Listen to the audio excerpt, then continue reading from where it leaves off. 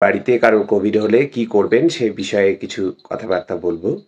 তার আগে একদম কয়েকটা বেসিক কথা বলে তারপর শুরু করি। প্রথম কথা হচ্ছে যে একটা চারদিকে আতঙ্ক কাজ করছে মানুষের। বিশেষ করে সংবাদ মাধ্যমে যেরকম খবর আসছে, তাতে সবাই আতঙ্কে আছেন। অধিকাংশ মানুষই আতঙ্কে আছেন। আর কিছু মানুষ তারা আবার আতঙ্কের ঊর্ধ্বে তারা এখনও অনেক কিছুই বিধিগুলো মানছেন না। তবে একটা কথা বলি, যে প্রথম কথা যে আতঙ্কিত হয়ে খুব একটা লাভ নেই। সতর্ক থাকতে হবে, কিন্তু আতঙ্কিত হওয়া যাবে না। কারণ সভ্যতার ইতিহাসে এই প্রথম যে অতিমারি হয়েছে তা নয়। মানুষ তা বিবর্তনের ধারায় বহু মারি মরক ইত্যাদি পেরিয়েই আজকে এই জায়গায় এসছে, এবং এই যে আজকের অতিমারি এটাকেও অতিক্রম করেই মানুষ সামনের দিকে এগোবে, সভ্যতা সামনের দিকে এগোবে। তো এবার যেটা হচ্ছে যে অন্যান্য বারের যে অতিমারি আমরা সব ইতিহাসে তো সব জানা যায় না, যতটুকু প্রামাণ্য ইতিহাস যতটুকু প্রমাণ পাওয়া যায় তার মধ্যে আজ থেকে প্রায় 600-700 বছর আগে চতুর্দশ শতাব্দীর মাঝামাঝি ব্ল্যাক ফিভার প্যান্ডেমিক, অর্থাৎ বিউবনিক প্লেগের যে প্যান্ডেমিক হয়েছিল, কয়েক কোটি মানুষ মারা গেছিল। আবার এই গত শতাব্দীতেই প্রথম বিশ্বযুদ্ধ ঠিক শেষ হবে, ঠিক সেই রকম সময় স্প্যানিশ ফ্লু প্যান্ডেমিক হলো। সেখানেও লাখ লাখ, কোটি না হলেও বেশ কয়েক লক্ষ মানুষ মারা গেছিলেন। প্রথম, দ্বিতীয়, তৃতীয়, চতুর্থ 4-5টা তরঙ্গ এসেছিল সেখানে। তারপরেও অনেকবার অনেকগুলো অতিমারি মহামারী মানুষ পেরিয়েছে, পৃথিবী দেখেছে। 1957-এর ইনফ্লুয়েঞ্জা প্যান্ডেমিক, ইভেন এখন কোভিড ছাড়াও আরও বেশ কয়েকটা প্যান্ডেমিক এই মুহূর্তে অনগোয়িং। টিউবারকুলোসিসের তো প্যান্ডেমিকই চলছে সারা পৃথিবী জুড়ে, প্রচুর মানুষ মারা যায়। এইচআইভিতে প্রচুর মানুষ, এইডসে প্রচুর মানুষ মারা যান। তো কোভিড এর বাকিগুলোর সাথে কোভিডের একটা বড় পার্থক্য, সেটা হচ্ছে যে একটা অ্যাকিউট ডিজিজ যেটা শুরু হবার সঙ্গে সঙ্গে, মানে অতিমারি শুরু হবার সঙ্গে সঙ্গে তার 1 বছরের মধ্যে বিজ্ঞানীরা টিকা আবিষ্কার করে ফেলেছেন। কেন আবিষ্কার করেছেন, মানে এত দ্রুত কেন করা গেছে, আগেরগুলোতে কেন করা যায়নি, তার অনেক ঐতিহাসিক প্রেক্ষাপট আছে। আজকে সেটা বলা আমার এত পরিসর নেই আজকে। তো টিকা আবিষ্কার হয়ে গেছে। এখন এই টিকা মোটের উপর নিরাপদ এবং কার্যকারিতার দিক দিয়েও মোটামুটি কার্যকারী। আমরা দেখছি যে নিজেদের অভিজ্ঞতায় তথ্য পরিসংখ্যান তো বলছেই, আমরা প্রথম ওয়েভে গত বছর চিকিৎসক এবং স্বাস্থ্যকর্মী যতজন মারা গেছিলেন, যতজন আক্রান্ত হচ্ছিলেন, একটা সময় হচ্ছিল যে হাসপাতাল প্রায় সকলেই আক্রান্ত, এবং আক্রান্ত অবস্থাতেই ডিউটি করতে হয়েছে। মানে অবস্থাতে বলতে আমরা তাদের ছুটি দিতে পারিনি, 7 দিন 10 দিন কোনো রকমে কাটিয়ে আবার তাদের ডিউটি জয়েন করতে হয়েছে, নাহলে হাসপাতাল বন্ধ করে দিতে হতো। এমনও হয়েছে অনেক হাসপাতাল আমাদের বন্ধ করতে হয়েছিল। এবছর সেই পরিস্থিতি নেই এখনও। চিকিৎসক স্বাস্থ্যকর্মীদের মধ্যে আক্রান্ত হবার হার অনেক কমে গেছে, মৃত্যু অনেক কমে গেছে। তার একমাত্র কারণ হচ্ছে টিকার কার্যকারিতা। কারণ টিকা নেবার পরেও 2টো ডোজ যেহেতু চিকিৎসক স্বাস্থ্যকর্মীরা প্রথম দিকেই পেয়েছেন, তারপরেও যাদের হচ্ছে তাদের অল্পের উপর দিয়েই যাচ্ছে, এবং মৃদু বা মডারেট, অর্থাৎ মধ্যম মানের উপসর্গ সেটা হচ্ছে। এবার এই যে বাড়িতে চিকিৎসা 2টো কারণে। একটা হচ্ছে যে কোভিড এটা অতিমারি, এটা জানেনি, যেটা অন্যান্য সময়ের সাধারণ সময়ের মতো নয়, এটা একটা অস্বাভাবিক সময়ের মধ্যে দিয়ে আমরা যাচ্ছি। এত বেশি মানুষ একসঙ্গে আক্রান্ত হচ্ছে, সরকারি পরিসংখ্যানে যা দেখানো হচ্ছে তার প্রায় বেশ কয়েক গুণ হচ্ছে যে প্রকৃত সংখ্যাটা সারা দেশে এবং আমাদের রাজ্যে। সুতরাং প্রতিদিন প্রচুর মানুষ আক্রান্ত হচ্ছেন। যদি সরকারি পরিসংখ্যানে প্রতিদিন দেখানো হয় সংখ্যাটা 4,000, সেটা জানবেন কিছু না হলেও 30-40 হাজার। মৃতের সংখ্যা যদি 100 থেকে 150 থাকে, তাহলে মৃতের প্রকৃত সংখ্যা হচ্ছে যে তার অন্তত 5-7 গুণ বা 10 গুণ এরকম। প্রকৃত সংখ্যাটা জানাও যাচ্ছে না, কারণ কোনো ডেটা থাকছে না, ডেটা বেশ কিছু তৈরি হচ্ছে না। তো এক তো হচ্ছে যে বেশিরভাগ মানুষের মৃদু উপসর্গ হয় যেগুলো বাড়িতেই সেরে যায়। আর তারপরে যাদের মৃদু নয়, মাঝারি মানের উপসর্গ, মাঝারি তীব্রতার উপসর্গ অথবা বেশি তীব্রতার উপসর্গ, যাদের হয়তো হাসপাতালেই রেখে চিকিৎসা করতে পারলে ভালো হতো, কিন্তু আমাদের দেশের এবং রাজ্যে তাই হাসপাতালের শয্যার যে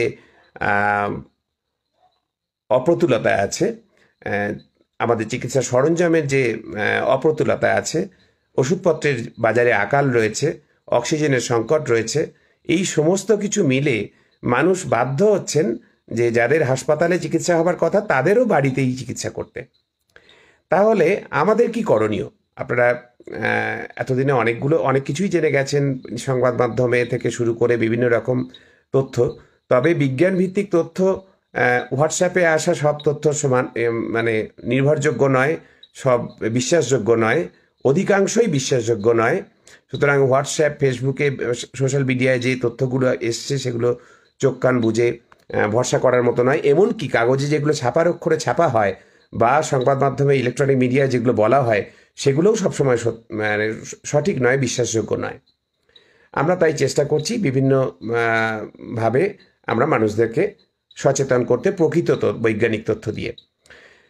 তো আমরা এই সময়ে দাঁড়িয়ে ধরুন জ্বর, সর্দি, কাশি, মাথা ব্যথা, গলা ব্যথা, সারা গা হাত পা ব্যথা, বমি বা বমি বমি ভাব, পাতলা পায়খানা, অস্বাভাবিক ক্লান্তি, দুর্বলতা, আংশিক বা সম্পূর্ণভাবে স্বাদ বা গন্ধ অথবা উভয় চলে যাওয়া, এই সব যদি, এবং চোখ লাল হওয়া অবশ্যই, এই সব এগুলো হচ্ছে কমন সিমটম বা যেগুলো সাধারণ উপসর্গ বলি। এইগুলো যদি দেখা যায়, আপনাদের মনে হতেই পারে যে কোভিড হবার আগেও তো এগুলো আমাদের হতো, জ্বর তো হতোই, কত বছরে 3-4 বার জ্বর হয় কতজনের আছে, একটু বৃষ্টিতে ভিজলে হাঁচি কাশি হয়, একটু মাথা ব্যথা করে, তো এগুলো তো করতোই। তাহলে 2-4 দিন দেখি, বা হচ্ছে যে পাড়ার ওষুধের দোকান থেকে 2টো ওষুধ কিনে খেয়ে দেখি কেমন থাকি। কিন্তু সেটা করা যাবে না। প্যান্ডেমিকের সময় থাম্ব রুল হচ্ছে, শুধু কোভিড প্যান্ডেমিকের জন্য নয়, বরাবর যে কোনো মহামারীর সময়কার একটা থাম্ব রুল হচ্ছে যে রোগের মহামারী বা অতিমারি চলছে সেই রোগের যদি উপসর্গ তার কাছে, সেই রোগের যা উপসর্গ, সেই রকম উপসর্গ যদি আপনার দেখা দেয়, তাহলে প্রথমেই ধরেই নিতে হবে যে আপনারও ওই রোগটিই হয়েছে, যতক্ষণ না অন্য কোনো রোগ প্রমাণিত হয়েছে। ঠিক আছে? তাহলে আমরা এটা ধরেই নেব যদি এই ধরনের কোনো সিমটম হয় যে আপনার কোভিড হয়েছে, unless and until it is proved otherwise. এটা হচ্ছে প্রথম কথা জানতে হবে। যে একদম গড়িমসি করব না যে 2 দিন দেখি, একটু বাড়িতে টোটকা নিয়ে দেখি, এটা শুকে দেখি, ওটা গিলে দেখি, এটা দাঁতের ফাঁকে চিবিয়ে দেখি, নানান রকম টোটকা আমাদের বাড়িতে সব বিভিন্ন জায়গায় চালু আছে। সেই সবগুলো কিন্তু কোনোটাই নির্ভরযোগ্য নয়, কোনোটাই এভিডেন্স বেসড নয়। সুতরাং প্রথম দিন যেদিন সিমটম শুরু হলো সেদিন থেকেই আপনি ধরে নেবেন যে আপনার কোভিড হয়েছে।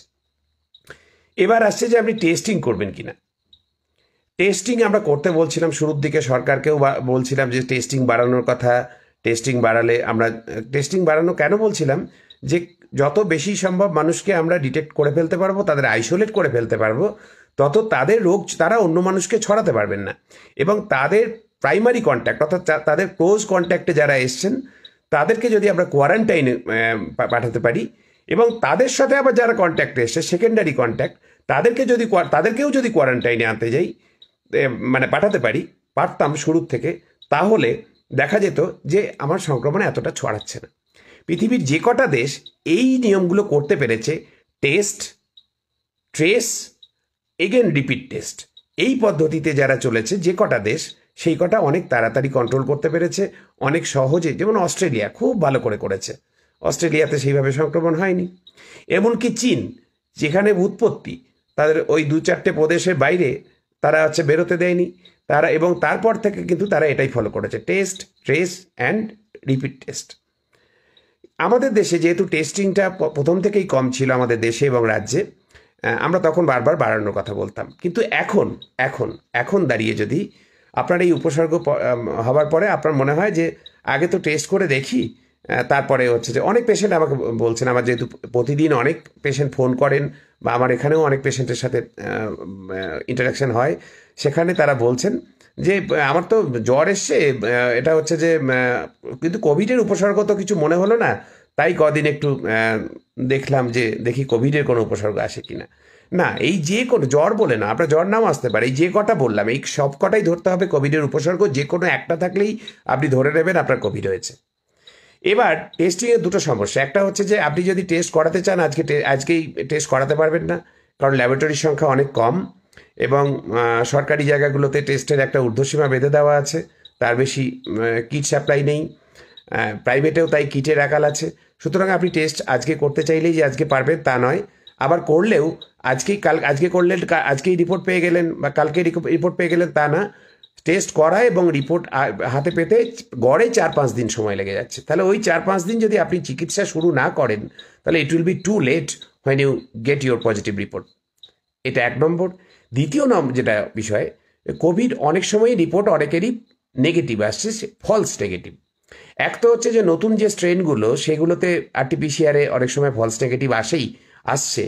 তাছাড়াও এখন এই যে ব্যাঙের ছাতার মতো বিভিন্ন ল্যাবগুলো গজিয়ে উঠেছে জেলায় জেলায়, তাছাড়াও এমনি যেগুলো এস্টাবলিশ ল্যাব কয়েকটা বাদ দিয়ে অধিকাংশ ল্যাবেই এখন কাজের চাপে কোয়ালিটি অ্যাসিওরেন্স কিন্তু হচ্ছে যে সেইভাবে হচ্ছে না।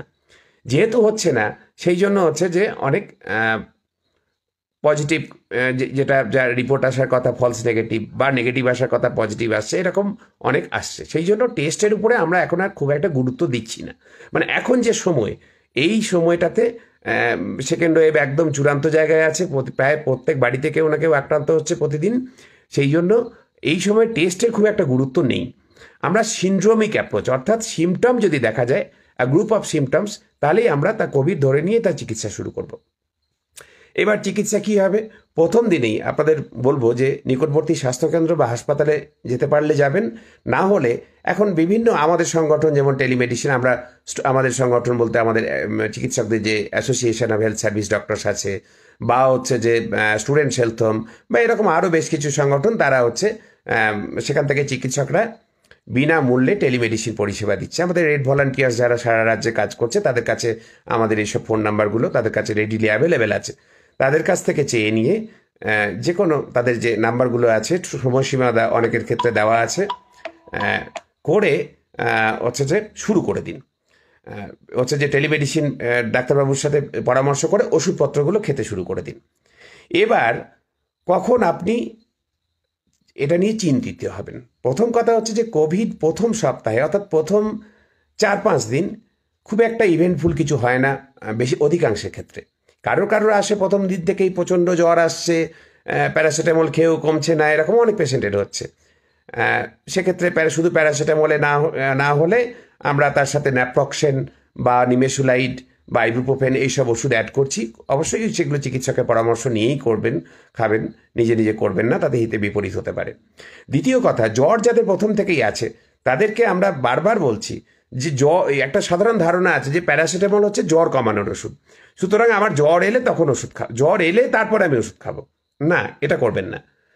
আপনার যদি জ্বরের উপসর্গ থাকে তাহলে প্রথম দিন থেকে অন্তত 4-5 দিন পর্যন্ত প্রতি 6 ঘন্টা অন্তর আপনি প্যারাসিটামল খেয়ে যাবেন। প্যারাসিটামল আপনার শরীরের ওজনের অনুপাতে খাওয়া হবে। আমরা সাধারণত প্রতি কেজি ওজনের জন্য 10 মিলিগ্রাম প্যারাসিটামল বলি। অর্থাৎ যদি 50 কেজির মধ্যে ওজন হয় তাহলে হচ্ছে 500 মিলিগ্রাম, আর যদি 65 কেজি বা তার বেশি ওজন বডি ওয়েট হয় কারোর, তাহলে 650 মিলিগ্রাম এই পাওয়ারের যে কোনো প্যারাসিটামলের ব্র্যান্ড সেটা খেতে পারবেন, এবং দিনে 4 বার অবধি খেতে পারবেন 650 মিলিগ্রাম প্যারাসিটামল। অর্থাৎ প্রতি 6 ঘন্টা অন্তর আপনাকে খেয়ে যেতে হবে। টিপিক্যালি কোভিডের জ্বর দেখা যাচ্ছে মোটামুটি 5-5.5 ঘন্টা অন্তর আসছে। জ্বর থাকুক বা না থাকুক আপনাকে প্রথম কয়েকদিন, ওই জন্য আমরা বলছি প্যারাসিটামল খেয়ে যেতে, কারণ প্যারাসিটামল শুধু জ্বরই কমায় না। কোভিডের জন্য আমাদের শরীরে যে কেমিক্যালগুলো বেরোয়, আমি আসছি সেই কথাতে, সেই কয়েকটা কেমিক্যালকে হচ্ছে যে সে আটকাতে সাহায্য করে প্যারাসিটামল। সেই জন্য প্যারাসিটামল জাতীয় যে ওষুধ এটা ওষুধের দোকানে উইদাউট প্রেসক্রিপশন কিনতে পাওয়া যায়। আপনার জ্বর শুরু হলে আপনি 6 ঘন্টা অন্তর অন্তর খাবেন। জল বেশি করে খাবেন, পুষ্টিকর খাবার দাবার অবশ্যই বেশি করে খাবেন। কাশি বা হাঁচি ইত্যাদি শুরু হলে স্টিম ইনহেলেশন, গার্গেল করা এবং স্টিম মানে ভেপার নেওয়া গলায়, দুটো কিন্তু আলাদা বিষয়। ভেপার নেওয়ার আলাদা কারণ আছে, আর গার্গেল করার আলাদা কারণ আছে। তো দিনে 2-3 বার গার্গেল করা, একটু অল্প গরম জলে একটু 1 চিমটে নুন দিয়ে, অথবা হচ্ছে যে এমনি জাস্ট জল নিয়ে তাতে সেটা হচ্ছে সেই ভেপারটা, জল ফুটিয়ে ভেপারটা গলায় নেওয়া, এইগুলো হচ্ছে যে আপনাকে শুরু করে দিতে হবে। তার পাশাপাশি যদি দেখেন যে 4-5 দিনেও আপনার জ্বর কমছে না, অথবা কাশি কমছে না, অথবা জ্বর কাশি যে তীব্রতায় ছিল 4-5 দিন পরে দেখা গেল তার থেকে বেড়ে গেল, অথবা আরেকটা থার্ড অপশান যে প্রথম দিকে জ্বর বা কাশি এগুলো ছিলই না, আপনার 4-5 দিন পরে থেকে শুরু হলো নতুন করে, তাহলে কিন্তু আপনাকে বুঝতে হবে যে আরও এটা আরেকটু বিপজ্জনক। সেক্ষেত্রে আপনাকে কয়েকটা রক্ত পরীক্ষা করতে হবে। আমরা বলি মোটামুটি ওই পঞ্চম বা ষষ্ঠ দিনে, একটা পঞ্চম দিনের মধ্যে করিয়ে, চতুর্থ পঞ্চম দিনের মধ্যে রক্ত পরীক্ষাটা করিয়ে ফেলা ভালো। রক্ত পরীক্ষা বলতে রক্তের কমপ্লিট ব্লাড কাউন্ট আমরা বলি, C reactive protein, D dimer, এগুলো বেশি কয়েকটা, তার সাথে আরও ফেরিটিন, এলডিএইচ, IL-6, IL-10, এগুলো অনেক রকমের পরীক্ষা হয়, সবগুলো করাতে বলছি না, কিন্তু অন্তত এই 3টে রক্ত পরীক্ষা যদি আপনার করানো থাকে তাহলে টেলিমেডিসিনে আপনাকে চিকিৎসক সেই ভ্যালুগুলো জেনে নিলে আপনাকে সঠিক পরামর্শটা দিতে পারবেন। কারণ স্টেরয়েড জাতীয় ওষুধ লাগে। কেন লাগে এবার কোভিডের কথাটা বলি। কোভিড ভাইরাস অন্য 8-5টা ভাইরাসের মতোই, ভাইরাস আবার পৃথিবীর 8-5টা জীবের মতোই। ভাইরাস যদিও জীব এবং জড় পদার্থের মাঝামাঝি একটা জিনিস, কিন্তু আমাদের শরীরে যখন ঢুকে যায় সে জীবের মতো আচরণ করে।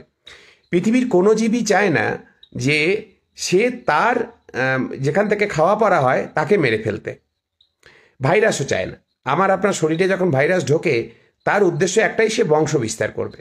বংশ বিস্তার করা প্রত্যেক জীবের একটা বেসিক ধর্ম, ক্যারেক্টারিস্টিক। তো তার সে চায় বংশ বিস্তার করতে। সে যদি আমাকে বা আপনাকে মেরে ফেলে তাহলে তো তার বংশ বিস্তার হবে না, ডেড এন্ড। আমার থেকে তো আর কাউকে, আমি যদি মরে যাই তাহলে আর কাকে ছড়াবো? তো ওরা চায় আমাদের বাঁচিয়ে রাখতে। কিন্তু আমাদের শরীরে যে ইমিউনিটি সিস্টেম আছে সেটা ভাবে যে এই ভাইরাস ঢুকেছে, তাহলে চলো আমাদের শরীর রক্তের মধ্যে কিছু ওই পুলিশ জাতীয় বিষয় থাকে, লিম্ফোসাইট ইত্যাদি, তারা দৌড়ে গিয়ে তারা নানান রকমের অস্ত্রশস্ত্র দিয়ে তৈরি করতে শুরু করে ওকে ঘায়েল করবার জন্য।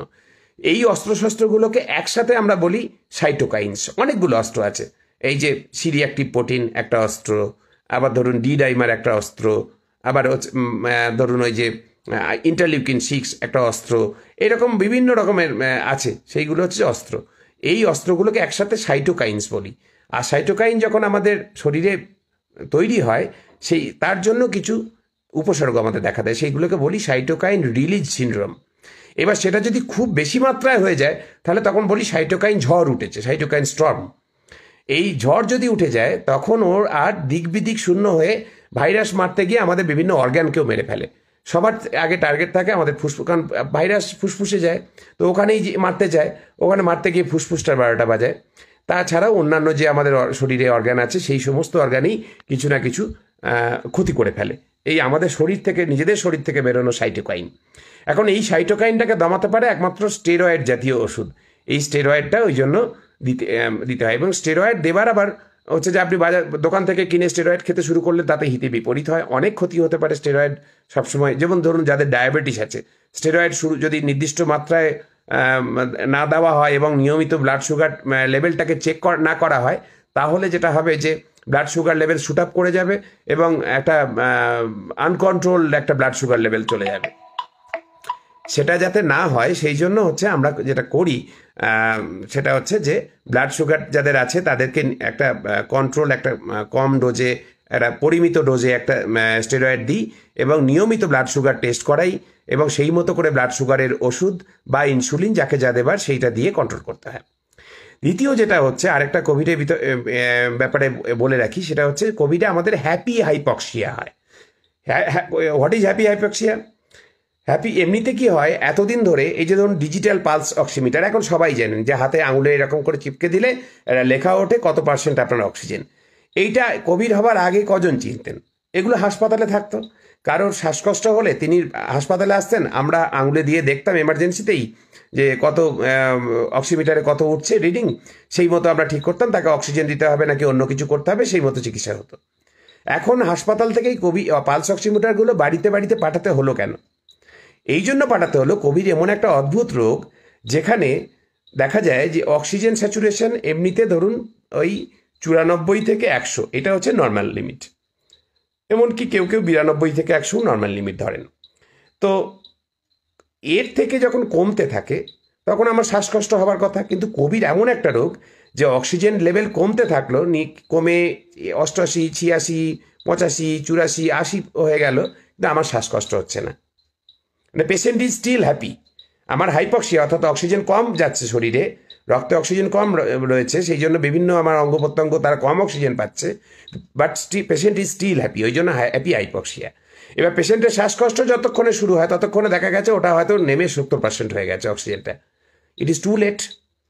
এই জন্য আগাম যাতে আমরা বুঝতে পারি, এই জন্য একটা পালস অক্সিমিটার থাকা দরকার। আমি বলবো রেড ভলান্টিয়ারদের কি করণীয় এখানে, সেটা আমি আসবো, সেটাও আমরা যদি এখানে রেড ভলান্টিয়ার কিছু রয়েছেন, আমি যারা রেড ভলান্টিয়ারে কাজ করছেন তাদের কি করণীয় সেটা বলবো শেষে। তো আপনার কি করণীয় যে হচ্ছে যে আপনার পালস অক্সিমিটারে দুবেলা অন্তত চেক করার কথা। যদি দেখা যায় যে 92-এর নিচে নেমে যাচ্ছে বা 94-এর নিচে নেমে যাচ্ছে, সেক্ষেত্রে সঙ্গে সঙ্গে সেক্ষেত্রেও স্টেরয়েড ওষুধ আপনাকে চালু করতে হবে চিকিৎসকের পরামর্শে। অবশ্যই স্টেরয়েড দুভাবে দেওয়া যায়। কিছু স্টেরয়েড আছে ইনহেলারের মারফত আমরা নাকে দিতে পারি, আর কিছু স্টেরয়েড ওরালে মানে ওরাল ট্যাবলেট মধ্যে দিয়ে দেওয়া যায়, অথবা ইঞ্জেকশনে ভেনের মধ্যে দিয়ে দেওয়া যায়। আমরা সাধারণত চেষ্টা করি যে যাদের এই রক্ত পরীক্ষা করে দেখি, যাদের সাইটোকাইন রিলিজ খুব বেশি হয়নি, স্ট্রং হয়নি, কিন্তু সাইটোকাইন রিলিজ সিনড্রোমের কিছু চিহ্ন দেখতে পাচ্ছি, অর্থাৎ অল্প সিআরপি বেড়েছে, অল্প অন্য মার্কারগুলো বেড়েছে, বা নিউট্রোফিল লিপোসাইট রেশিও দেখি যে তাদের কিছুটা বেড়েছে, খুব বেশি বাড়েনি কিন্তু অল্প বেড়েছে, তাদের ক্ষেত্রে আমরা অনেক সময় ন্যাজাল যে ইনহেলার, মুখ দিয়ে যে ইনহেলার নিতে হয়, ওই পাফ, ওইগুলো দিই, ব্লুডেশনাইড জাতীয় আমরা এটা ইনহেলার সেটা দিই। অথবা হচ্ছে যে আরেকটু বেশি দেখলে আমরা বাড়িতেই থাকলো, কিন্তু আমরা বললাম স্টেরয়েড ট্যাবলেট খেতে। স্টেরয়েড ট্যাবলেট সাধারণত ভাগ করে দেওয়া হয় না, যতটা দেওয়া হবে সেটা একবারই খাওয়া উচিত, এবং সকালবেলা ব্রেকফাস্টের পরেই খেতে হবে। রাত্রিবেলা স্টেরয়েড নেওয়া উচিত নয়, কারণ রাত্রিবেলা যখন আমরা ঘুমাই আমাদের শরীরে অটোমেটিক্যালি হচ্ছে যে স্টেরয়েড কিছু তৈরি হয়। এবার হচ্ছে যে সেটা রাত্রিবেলাতে কাজ করে, যদি আমি রাত্রিবেলা স্টেরয়েড খেয়ে শুই তাহলে ওই স্টেরয়েড আমার শরীরে তৈরি হওয়া স্টেরয়েড প্লাস এই স্টেরয়েড মিলে একটা হিউজ স্টেরয়েড ডোজ হবে, তাতে হিতে বিপরীত হয়। ওই জন্য সকালবেলা ব্রেকফাস্টের পরে এবং ভেঙে ভেঙে দুবারে, যদি আপনাকে 32 মিলিগ্রাম খেতে হয় তাহলে সকালে খেলাম 16 মিলিগ্রাম, বিকেলে 16 না, একসাথেই 32 মিলিগ্রাম খেতে হবে। যদি কোনোটা 6 মিলিগ্রাম আছে তাহলে 6 মিলিগ্রাম খেতে হবে একসাথেই ব্রেকফাস্টের পরে। স্টেরয়েড খেলে গ্যাস্ট্রাইটিস হতে পারে, বিশেষ করে যাদের গ্যাস্ট্রাইটিসের সমস্যা আছে তাদের হতে পারে, ওই জন্য স্টেরয়েড খাবার আগে খালি পেটে একটা অ্যান্টাসিড জাতীয় ওষুধ খেয়ে নেওয়াটা ভালো। স্টেরয়েড খাবার সময় অনেক সময় যেটা হয় যে স্টেরয়েড আমরা যদিও শর্ট টার্ম দিই, আমরা খুব বেশি কোভিডে লং টার্ম দিই না, 5 দিন 10 দিন 15 দিন 20 দিন, তো তাতে খুব একটা সমস্যা হওয়ার কথা না। তাও হাই ডোজ যেহেতু যদি দিতে হয় তাহলে রোগ প্রতিরোধ ক্ষমতা কমে আসে। অনেক অপরচুনিস্টিক ব্যাকটেরিয়া আমাদের শরীরে স্বাভাবিকভাবে থাকে, যারা স্বাভাবিকভাবে রোগ তৈরি করে না, কিন্তু যখনই আমাদের এইসব স্টেরয়েডের জন্য বা অন্য কোনো কারণে রোগ প্রতিরোধ ক্ষমতা কমে আসে, তখন সেকেন্ডারি একটা ইনফেকশন তৈরি করে, বা কিছু ভাইরাস হতে পারে, সে বাতাসে ঘুরে বেড়ায়, তারা এমনিতে সুযোগ পায় না, এই সময় সুযোগ পেতে পারে। ওই জন্য অনেক সময় অ্যান্টিবায়োটিক একটা বা প্রয়োজনে অ্যান্টিভাইরাল কাভারেজ দিয়ে রাখতে হয় to prevent secondary bacterial infection. সেইগুলো সব ডাক্তারবাবু আপনাদের পরামর্শ দেবেন, তার পরামর্শ মেনেই করতে হবে। আচ্ছা, এইবার যেটা বলা যে বাড়িতে কোন কোন জিনিস আপনি যদি দেখেন তাহলে হচ্ছে যে আপনার দেখে রাখেন এবং রেকর্ড রাখেন, তাহলে সুবিধা হয় চিকিৎসকের এবং আপনারও আগাম বুঝতে যে কার অক্সিজেন লাগবে, কার হাসপাতালে ভর্তি করতে হবে, কাকে ক্রিটিক্যাল কেয়ার ইউনিটে ভর্তি করতে হবে। প্রথম কথা হচ্ছে যে আপনি প্রথম দিন থেকে যেদিন উপসর্গ এলো 4-5টা জিনিস আপনাকে খেয়াল রাখতে হবে। প্রথম কথা হচ্ছে যে জেনারেল ওয়েলবিইং বলে আমরা একটা কথা বলি, যে কেমন আছি আমি, আমার প্রথম দিনে কেমন আছি, তারপরের দিন থেকে যদি আরও খারাপ থাকে, তারপরে প্রতিদিন যদি মনে হয় যে আমি আরও খারাপ আছি, তার মানে সেটা হচ্ছে যে আপনার একটা নেগেটিভ, মানে আপনাকে সতর্ক হতে হবে, আপনার একটা বিপদ বার্তা। দ্বিতীয় হচ্ছে যে জ্বর যদি এলো তাহলে থার্মোমিটারে খুব বেশি দাম নয়, একটা ডিজিটাল থার্মোমিটার বা এমনি বগলে দেওয়ার যে থার্মোমিটার, সেটা হার্ডলি বোধহয় 150 টাকা মতো দাম হবে। তাও আমি বলবো যে হচ্ছে থার্মোমিটার যদি বাড়িতে কিনে রাখা সম্ভব হয় ভালো, না হলে অন্তত রেড ভলান্টিয়ারদের কাছে থাকা উচিত, সেগুলো স্যানিটাইজ করে একাধিক জনকে ব্যবহার করা যেতে পারে। এবং যখন জ্বর আসছে সেই জ্বরের সময়, তারিখ এবং সময় দিয়ে জ্বরের মাত্রাটা কত ডিগ্রি ফারেনহাইট এলো সেটা লিখে রাখা উচিত। দ্বিতীয়ত যেটা হচ্ছে যে আমার রক্তচাপ মাপার অনেক যন্ত্র আছে, আগে মার্কারি দেওয়াটাই সবচেয়ে ভালো, কিন্তু ডিজিটাল অনেক তাড়াতাড়ি, এবং তাতে আপনি নিজেরটা নিজেই দেখে নিতে পারবেন, বা যে কোনো তার জন্য প্রশিক্ষণ নেবার দরকার নেই, কাপটা বেঁধে দিলেই ও রিডিং আপনাকে দিয়ে দেবে, ওখানে সুইচ দিয়ে দিলেই, তাহলে আপনাকে ওই কান দিয়ে স্টেথো দিয়ে শুনতে হবে না। তাহলে ডিজিটাল থার্মোমিটারে আপনি দুটো প্রেশারের দুটো মাপ হয়, একটা উপরের একটা নিচের, সিস্টোলিক আর ডায়াস্টোলিক, সেটা লিখে রাখলেন এত বা 140/80 বা এরকম কিছু একটা যা আসবে সেটা লিখে রাখলেন দুবেলা বা সম্ভব হলে অন্তত দিনে একবার। আচ্ছা, 3 নম্বর যেটা হচ্ছে রেসপিরেটরি রেট, অর্থাৎ আমি পেটের উপরে হাত রাখবো, আমি ঘড়ির দিকে তাকাবো 1 মিনিটে কতবার আমার পেট ওঠানামা করছে। এই পেটটা মানে বুকের জাস্ট নিচে পেটটা ওঠানামা করে প্রত্যেকবার শ্বাস নেবার সময়, 1 মিনিটে কতবার ওঠানামা করছে সেটা হচ্ছে আমার রেসপিরেটরি রেট। এটা খুব জরুরি বিষয়, এটা লিখে রাখা দরকার। নেক্সট হচ্ছে পালস অক্সিমিটারে। পালস অক্সিমিটারে দুটো জিনিস দেখা যায়, নাম থেকেই বুঝতে পারছেন, পালস দেখে আর অক্সিজেন স্যাচুরেশন দেখে। তাহলে পালস মিনিটে কত সেটাও দেখছেন, আর অক্সিজেন স্যাচুরেশন কত দেখছেন। সাধারণভাবে দিনে 2বার দেখলেই হয়, কিন্তু যাদের ড্রপ করতে শুরু করেছে বা একটু ক্রিটিক্যাল কন্ডিশন তাদের ক্ষেত্রে অন্তত 6 ঘন্টা পর পর দেখলেই ভালো। তো এই পালস অক্সিমিটার এবং অক্সিজেন স্যাচুরেশন সেটাও রেকর্ড রাখতে হবে। আর যাদের সুগার আছে, ব্লাড সুগার আছে, তাদের ক্ষেত্রে গ্লুকোমিটার যন্ত্র দিয়ে বাড়িতে গ্লুকোজ স্ট্রিপ দিয়ে ব্লাড সুগার লেভেলটাও দেখা যায়। যদি ফাস্টিং বা পিপি এরকম নাও দেখতে পারেন, অন্তত র্যান্ডাম ব্লাড সুগার সকালের দিকে একবার বিকেলের দিকে একবার এটা যদি দেখে রাখা যায়, তাহলেও একটা আন্দাজ পাওয়া যায় যে কি হতে চলেছে। এই কটা মাপ হচ্ছে যে এই কটা বিষয় যদি মেপে রাখতে পারেন, যে জেনারেল ওয়েলবিং মানে পেশেন্ট কেমন বলছে, কেমন থাকছেন, যে কেমন লাগছে আমার, সেটা তার সাথে এই যেগুলো বললাম এইগুলো যদি মেপে রাখেন কেউ ডে 1 থেকে। আচ্ছা, এইটা যেটা বলি যে এই কোভিডের চিকিৎসা কিন্তু একদম অনসেট অফ সিমটম, অর্থাৎ আমার উপসর্গ কবে শুরু হয়েছে এইটা জেনে রাখাটা ভীষণ জরুরি, কারণ চিকিৎসক এটা ধরেই চিকিৎসা করবেন আপনার। হচ্ছে যে কারণ হচ্ছে যে আপনি যদি ভুল বলেন, আমারও হচ্ছে যে অনেকে আমাকে ফোন করে বলেন যে আমার সেই আমার ভাইয়ের যেদিন হলো হচ্ছে জ্বর উঠলো, আমার সেই দিন থেকে কাশি শুরু হয়েছে। আপনার ভাইয়ের কবে জ্বর উঠলো? না, ভাইয়ের জ্বর উঠলো সেই খুব ঝড় বৃষ্টি হলো সেদিন, এরকমটা নয় কিন্তু। একদম নির্দিষ্ট করে তারিখ বা বার মনে রেখে যে কবে আপনার সিমটম শুরু হয়েছে, আজকে আপনার কততম দিন, এটার উপরে অনেক কিছু নির্ভর করে। কারণ হচ্ছে কোভিডের সিমটমগুলো এরকমই ডে ওয়াইজ। আমরা জানি যে day 6 to day 13 critical period, এই সময়টাতেই বাড়াবাড়ি যা হবার হয়। প্রথম দিকে আপনাদের বলেইছি যে প্রথম দিকে খুব বেশি সমস্যা হয় না, পরের দিকে হচ্ছে যে আমাদের সমস্যাটা দ্বিতীয় সপ্তাহে হয়। তাহলে কোভিড বাড়িতে হলে প্রথম কথা হচ্ছে যে টেস্ট করবেন না বলছি না, নিশ্চয়ই করার চেষ্টা করবেন, কিন্তু প্রথম কথা সিমটম যদি থাকে তাহলে টেস্টের থেকে আপনার ট্রিটমেন্ট শুরু করাটা বেশি জরুরি। কবে উপসর্গ হয়েছে সেটা লিখে রাখা এবং চিকিৎসককে বলাটা সেটা জরুরি। 3 নম্বর হচ্ছে জ্বর, আপনার রক্তের চাপ, রেসপিরেটরি রেট অর্থাৎ মিনিটে কতবার করে শ্বাস প্রশ্বাস হচ্ছে তার যে হার, আপনার ব্লাড সুগার লেভেল যদি ডায়াবেটিস থাকে। অনেকের আবার আননোন ডায়াবেটিস মানে সুগার আছে কিন্তু তিনি জানেন না, সুগার চেক করেননি, তাহলে জানেন তার ক্ষেত্রে ব্লাড সুগারটা অনেক সময় আমরা দেখছি হঠাৎ করে বেড়ে গেছে, তার মানে আসলে ছিল তিনি বুঝতে পারেননি বা চেক করেননি রিসেন্টলি। তাহলে প্রত্যেকের ক্ষেত্রেই হচ্ছে যে বিশেষ করে যারা একটু বেশি বয়স্ক, 40-এ বেশি বয়স বা 30-এ বেশি বয়স, 30-এর উপর বয়স হলেই তাকে ব্লাড সুগার তার দেখা উচিত।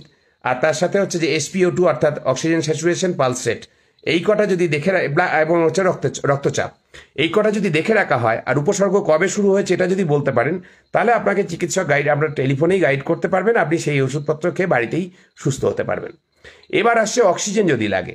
অক্সিজেন প্রথম কথা হচ্ছে যে 90%-এর নিচে না আপনার 94-এর নিচে নামলেই সতর্ক হয়ে যাব যে অক্সিজেন লাগতে পারে।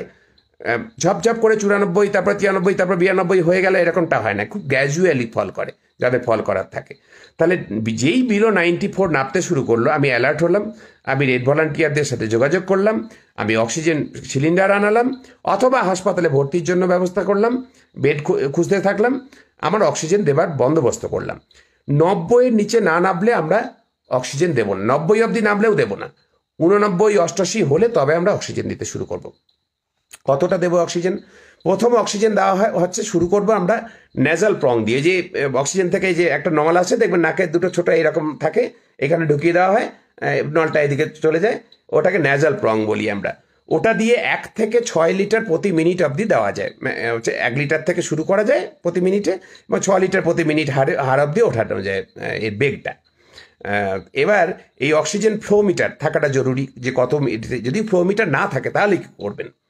আপনার অক্সিজেন পালস অক্সিমিটার যদি থাকে তাহলেও অনেকটা হবে, যে আপনার নেমে গেছে, আপনি অক্সিজেন ফ্লোটা ততটাই দেবেন যাতে ওর 94 থেকে 96 এই রেঞ্জে হচ্ছে যে অক্সিজেনটা মেনটেন হয়। ধরুন কমে গেছিল 88, আমি এমন বাড়িয়ে দিলাম যে 98 বা 99 হয়ে গেল, তাহলে কিন্তু আমার মুশকিল, কারণ oxygen is also a drug, আর প্রত্যেক ড্রাগের মতোই ওভারডোজ হলে সে টক্সিসিটি হয়।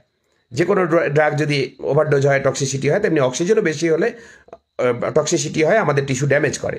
সেই জন্য অক্সিজেন কিন্তু ওই রকম করে দেওয়া যাবে না। আপনাকে দিতে গেলে ওই দিলে 94 থেকে 96% মধ্যে, ওটা হচ্ছে টার্গেট SpO2 আমার। এটা সবার ক্ষেত্রে নয়। যাদের সিওপিডি আছে, অর্থাৎ মানে দীর্ঘদিনের ওই অ্যাজমা হাঁপানির রোগ আছে, হ্যাঁ, বা হচ্ছে যে chronic obstructive pulmonary disease, COPD মানে এগুলো যাদের আছে তারা জানেন, সিওপিডি যাদের আছে তারা এই নাম সিওপিডি নামটার সাথে তারা পরিচিত।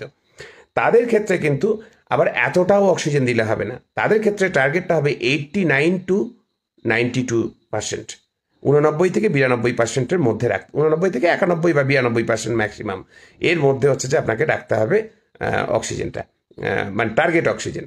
আপনি তার থেকে কমে গেল তবে দিলেন, এবং তুললেন কত, 89। তাকে যদি আবার 95 তুলে দেন, 94 তুলে দেন, তাহলে হচ্ছে যে তার ক্ষতি হয়ে যাবে।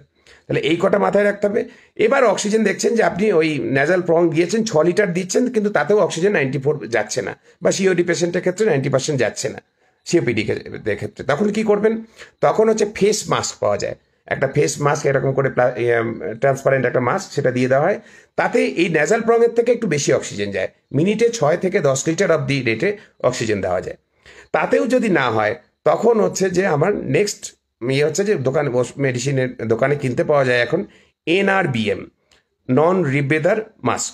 নন রিব্রেদার মাস্ক একটা ভাল্ব থাকে, সেইটা হচ্ছে যে সেইটা সমেত যদি দেওয়া হয়, ওখানে 10 থেকে 15 লিটার পার মিনিট এই রেট অব দি অক্সিজেন দেওয়া যায়। তাতেও যদি দেখা যায় 15 লিটার পার মিনিট অক্সিজেন দিয়েও কাউকে আমি 90%-এর কাছে নিয়ে যেতে পারছি না, আরও বেশি লাগবে, তখন কিন্তু আর বাড়িতে দেওয়া যাবে না। তখন লাগবে হাই ফ্লো ন্যাজাল ক্যানুলা বা HFNO বলি আমরা। সেটা আমাদের হাসপাতালগুলোতে, সরকারি জায়গাগুলোতে কিছু সাপ্লাই আছে, বেশি নেই। প্রাইভেট নার্সিংহোমগুলোতে, হাসপাতালগুলোতেও খুব কম, সেগুলো বিশেষ নেই। আর তবুও হচ্ছে যে হাসপাতালে 2-4টে যাই আছে, তারা প্রায়োরিটি বেসিসে দেবেন। আর তার থেকেও যদি বেশি দরকার হয়, তখন বাইপ্যাপ দরকার বা ভেন্টিলেটর দরকার, সেগুলো কিন্তু ক্রিটিক্যাল কেয়ার ইউনিট বা নিদেন পক্ষে হাই ডিপেন্ডেন্সি ইউনিট, অর্থাৎ HDU বা CCU বা ICCU, এই ধরনের সেট আপ ছাড়া দেওয়া জেনারেল বেডেও দেওয়া সম্ভব নয় বাইপ্যাপ বা ভেন্টিলেটর। তো সেইভাবে তখন করতে হবে। আর এছাড়া আরেকটা যেটা আমি মিস করে গেছি বলতে, এখন বলি, যে যদি যার সুযোগ থাকবে, HRCT, high resolution computerized tomographical scan of thorax মানে হচ্ছে চেস্ট, অর্থাৎ বুকের সিটি স্ক্যান, সোজা কথায় যেটা বলি, HRCT কথাটা এখন খুব চালু হয়েছে, high resolution computerised tomography scan. সেইটা কিন্তু যদি করা যায়, HRCT যেখানে সুযোগ আছে, প্রথম সপ্তাহে একদম প্রথম উপসর্গের 1-2 দিনে করলে খুব একটা হয় না, কিন্তু 4-5 দিনের মাথায় যদি করেন, তাহলে কিন্তু সেটা RT-PCR-এর সমতুল একটা টেস্ট, মানে HRCT-তে কনফার্ম বলে দেওয়া যায় আপনার কোভিড হয়েছে কিনা। একদম টিপিক্যাল গ্রাউন্ড গ্লাস অ্যাপিয়ারেন্স আমরা দেখতে পাই ওই ইমেজে যেটা আসে, সেটা বা পেটটাতে বা ওই স্ক্রিনটাতে, সেটা দেখে বলে দেওয়া যায়। বাড়তি যেটা সুবিধে, সেটা হচ্ছে RT-PCR বা এগুলোতে আপনি হচ্ছে যে র্যাপিড অ্যান্টিজেনের সঙ্গে সঙ্গে জানতে পারেন, কিন্তু র্যাপিড অ্যান্টিজেনে ফলস নেগেটিভ আসার চান্স RT-PCR-এর থেকেও অনেক বেশি।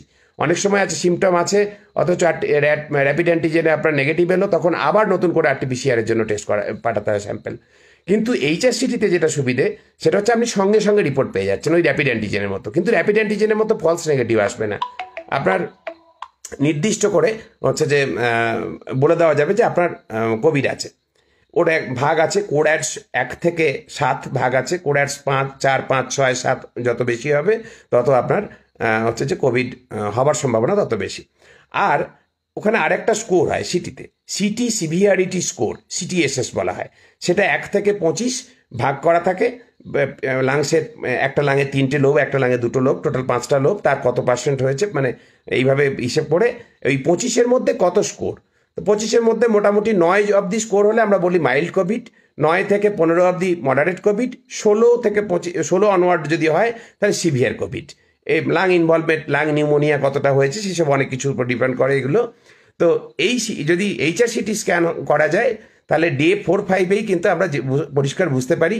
দ্বিতীয় সপ্তাহে করলে সিটি স্ক্যান আবার অনেকটা মিসগাইড করে।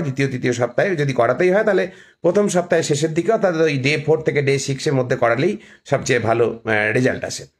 এবার যেটা হচ্ছে যে এইগুলো বললাম আপনাদের, তার সাথে একদম আমাদের যেহেতু এখানে বোলপুর এবং আশেপাশের অনেক মানুষজন আছেন, তাদের যেটা বেশ কিছু আমি বোলপুর এলাকা থেকে প্রচুর এই টেলিমেডিসিনে প্রতিদিন আমি 60-70টা করে ফোন পাই, মানে নতুন পেশেন্টের ফোন পাই।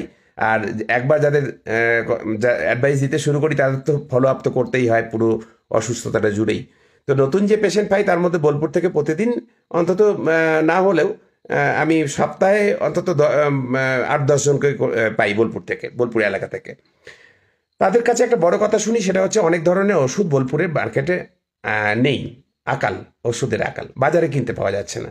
যেমন ধরুন আইভারমেকটিন, আমরা একদম সিমটম শুরুর দিন থেকে আইভারমেকটিন ওষুধটা দেওয়া হয়, যদিও এর কোনো এভিডেন্স বেসড নেই, কোথাও প্রমাণিত হয়নি ক্লিনিক্যাল ট্রায়ালে যে আইভারমেকটিন কোভিডের কোনো কাজে আসে কিনা, কিন্তু তবুও একটা ইয়ে হচ্ছে যে কিছু কিছু জায়গায় কিছু কিছু চিকিৎসকদের, সারা পৃথিবীতেই কিছু কিছু চিকিৎসকদের ব্যক্তিগত পর্যবেক্ষণের আছে যে আইভারমেকটিন কিমির ওষুধ এমনিতে, কিন্তু কোভিডে যদি দেওয়া যায় পরপর 5 দিন, তাহলে হচ্ছে যে ওষুধটাতে খুব একটা সাইড ইফেক্ট নেই এবং এটা খেলে ভাইরাল লোডটা কিছুটা কমে আসে। ওই জন্য ফার্স্ট উইকে হচ্ছে যে আইভারমেকটিন দিলে হয়তো কিছুটা কাজ হয় বলেই ধারণা আমাদের।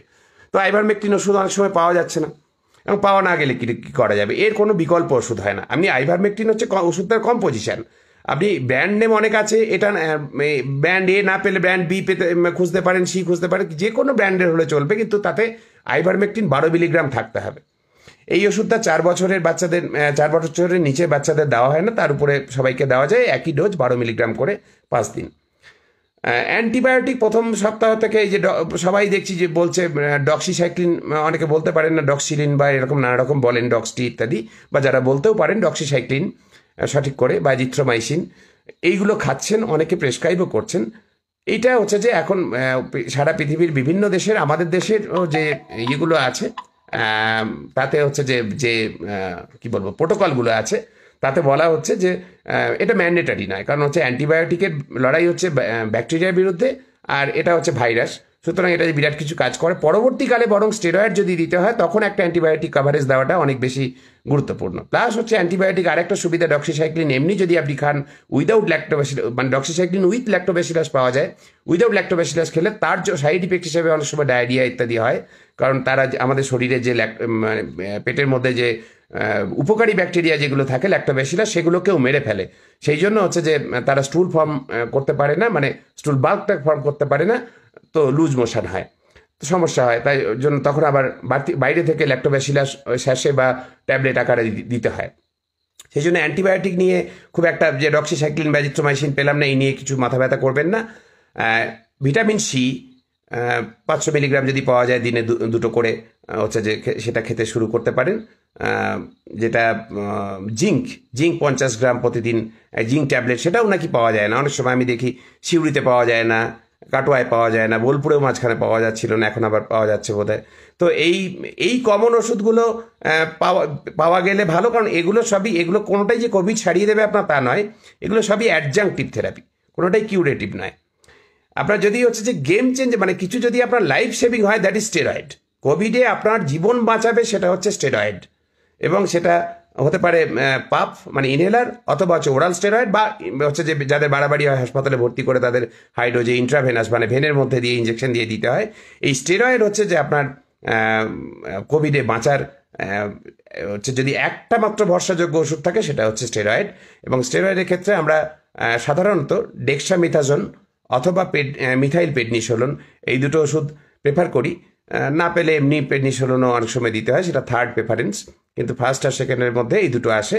তবে বারবার বলছি, চিকিৎসকের পরামর্শ ছাড়া স্টেরয়েড নেবেন না, কারণ অনেক কিছু বিষয় মনিটর করতে হয়। আর এছাড়া আরেকটা বিষয় হয়, সেটা হচ্ছে যে আমাদের কোভিড আরেকটা করে, কোভিড ভাইরাসের ফলে যে বিভিন্ন অর্গানে আমাদের যে ছোট ছোট একদম সূক্ষ্মাতি সূক্ষ্ম যে রক্তবাহকগুলো আছে, জালিকার মতো যেগুলো, সেইগুলোতে গিয়ে থ্রম্বো এম্বোলিজম করা, তো রক্ত জমাট বাঁধিয়ে দেয়। তাহলে সেইখানে আর অক্সিজেন পৌঁছাতে পারে না, সেই অর্গানটা নষ্ট হতে শুরু করে। সেখান থেকে মাল্টি অর্গান ডিসফাংশন সিনড্রোম বা মাল্টি অর্গান ফেলিওর, যেটা গোদা বাংলা বলা হয়, সেইটা অনেক সময় হয়।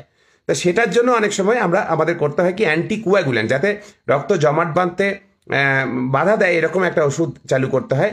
সেটাও আমরা দেখে নিই, রক্তে যে ডিডাইমার বা প্রথ্রম্বিন টাইম এই জাতীয় যে ওষুধগুলো টেস্টগুলো করি, সেগুলোর টেস্টের রিপোর্টগুলো দেখে আমরা বুঝতে পারি যে এই ওষুধ দিতে হবে কিনা। এই ওষুধ ওরালিও দেওয়া যায়, মানে ট্যাবলেট আকারেও দেওয়া যায়, আবার যাদের হচ্ছে হাসপাতালে ভর্তি করলে তখন আমরা পেটের মধ্যে সাবকিউটেনিয়াস চামড়ার ঠিক নিচে ইঞ্জেকশন আকারে দিতে হয়।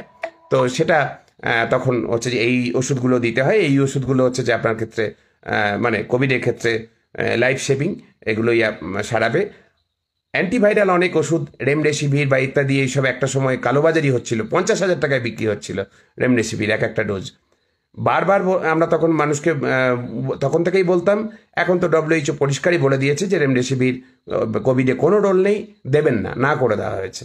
ফ্যাভিপিরাভির বলে একটা অ্যান্টিভাইরাল ওষুধ ট্যাবলেট অনেকে দিচ্ছে, বিশেষ করে দিল্লি রাজস্থানে ওইদিকে দেখি এখনও মুড়ি মুরগির মতো দিচ্ছে, কোনো রোল নেই। বারবার বলে দেওয়া হয়েছে যে এই অ্যান্টিভাইরালগুলো দিলে বরং ভাইরাল রেজিস্ট্যান্স গ্রো করে যায় এগুলোর এত মুড়ি মুরগির মতো অপব্যবহারে, এবং কোনো কাজে এগুলো আসে না।